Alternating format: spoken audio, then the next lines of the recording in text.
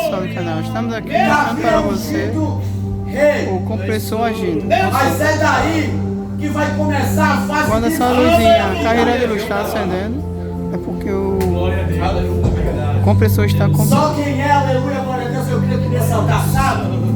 É escolhido pela graça, sabe? Que a promessa é boa, mas a caminhada... glória a Deus! Eu tenho que falar isso aqui.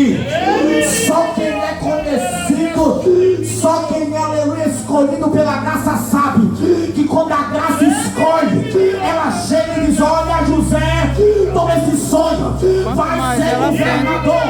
Aí aleluia, José pega e começa a contar: eu sou governador, você porque a graça me escolheu.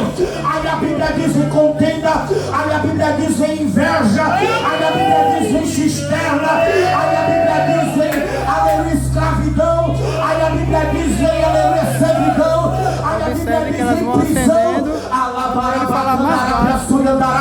Sabe o que Deus está falando para mim e para a tua vida? A promessa da graça é boa, mas o caminho não são para os fracos, o caminho não é para qualquer um, o caminho é para aquele que aguenta. Vai, levanta a tua mão que eu tenho a palavra de Deus para você. A circunstância é até difícil, mas deixa eu lembrar uma coisa: no final a promessa vai ser cumprida, a promessa vai chegar, a promessa vai chegar. Aguenta a circunstância do caminho, aguenta a dificuldade do processo, aguenta.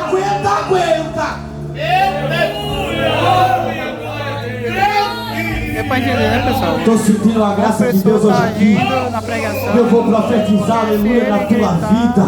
Ele fala Alabassuri andará e acandará.